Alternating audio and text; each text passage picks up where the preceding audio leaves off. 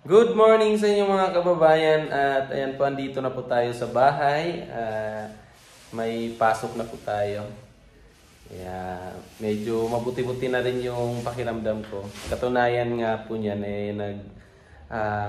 video call na kami kagabi ni na Sir Paul.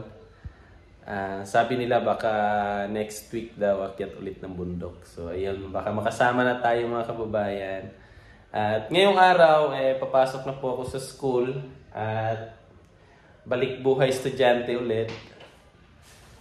Pero bago tayo papasok ng school, siyempre magpe-prepare muna ako at samahan niyo ulit ako ngayong araw na ito. So, pero bago yan lahat mga kababayan, pasukan muna natin yung intro.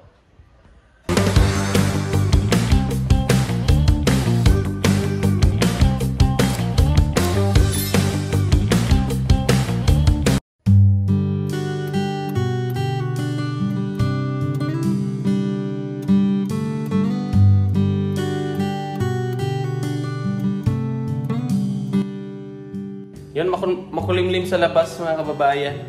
Mukhang uulan na naman to, pero okay lang yun, may raincoat naman ako. Dala na lang ako ng raincoat. Yan si Marco. Prepare niya na yung mga lulutuin. Ito yung lulutuin natin. Yung isda. So, gagawin ko dito, ipaksiw ko na lang to. Lutuin muna natin. Tapos, go na sa school. Lagay ko muna kayo dito mga kababayan ha.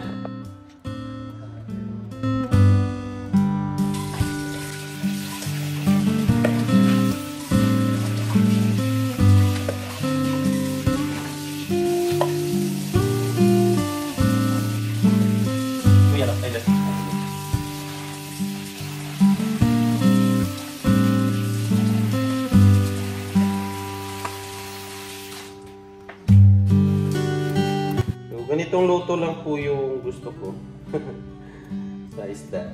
So, version ko na po to. Kung anong na lang to. Sa akin na lang to.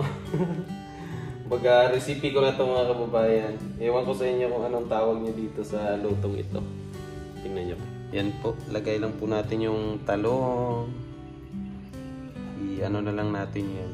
Tapos, para isang ano na. Gusto ko kasi yung malata yung talong. Mas masarap para sa akin. Mas gusto ko siya. Yan, lagay natin yung sibuyas.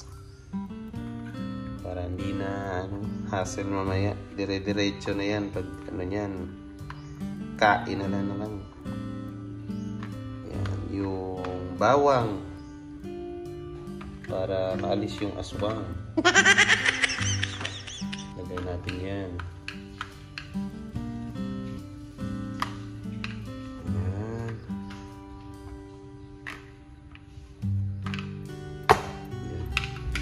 Tapos, sana yung luya. Nga pala mga kababayan, may nabasa kasi ako sa comment section na tanong siya kung bakit daw di na lang dito pinatira si na mama. Sagot ko po niyan gusto ko po dito sila tumira kaso sila po yung ayaw. Opo, alam naman natin yung mga matatanda na na po kung saan sila nakatira, gusto nila doon na talaga sila. Katunayan nga po niyan, may kwento ako sa inyo. Si mama kasi, pumupunta lang siya dito sa amin. Kasi magkalapit lang kami ng bahay ni Kuya Eli, tsaka si Uncle Tuda. So magkalapit lang po kami ng bahay dito. Balik, naka-triangle lang po yung bahay namin.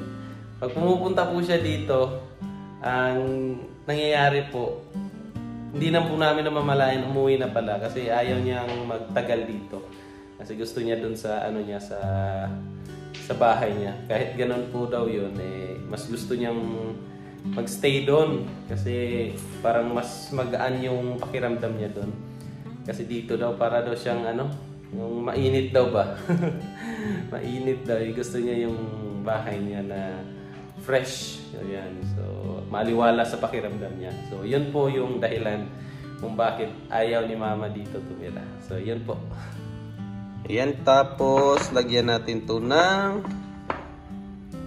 mantika, konting mantika lang.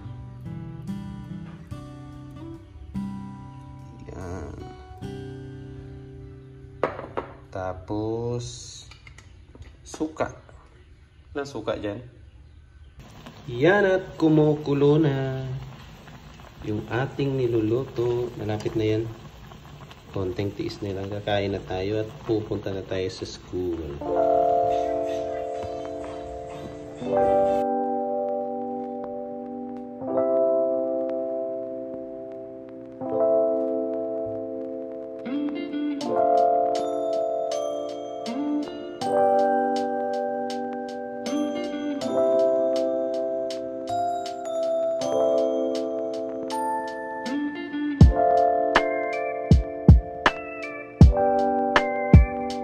Yan po, at tapos na po, nakakain na, nakaligo na, kabihis na rin. Kaya pupunta na tayo sa school. Tara na po. Ayan po, at nasa loob na po tayo ng classroom namin at inaantay pa lang po namin yung mga klase ko. Di po tayo nagpahalata na naka-video para makita natin yung mga ginagawa ng mga klase ko dyan. Etong dalawa to, ito yung kuhay. Kuhay, it means ano po, yung sunod sa amin. Ayan po. Halo sila dito, mga kuhay namin to. Ano lang kami dito sa klase na to. Parang tatlo kami senpai or senior sa klase namin na ito. Ayun, at antayin lang po natin sila. At see you later mamaya ulit, mga kababayan. Meanwhile, break time na po. At kami yung nauna ni Senpai Blaze. Kain kasi nagutom yung mga bituka. Ay, bituka. Yung mga alaga sa tiyan. Kyoking na ngayon, mga kababayan. So, shimasho.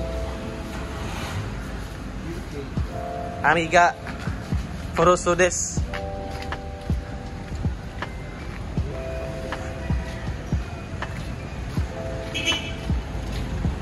Dalang kanin si Blaze, oh. Para tipid. Kasi ilang taon na to sa sa serbisyo.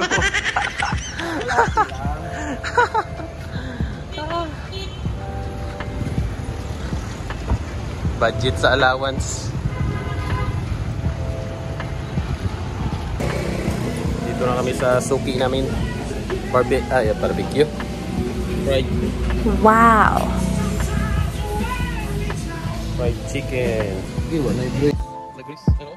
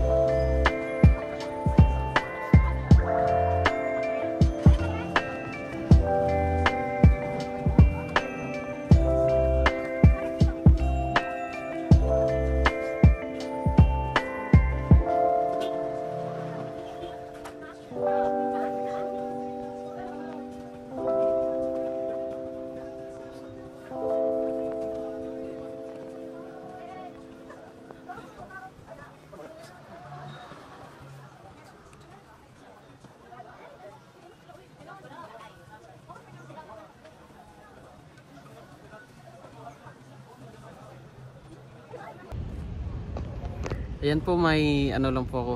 Galing po ako doon sa bangko at tiningnan ko po yung yung sahod ko sa YouTube.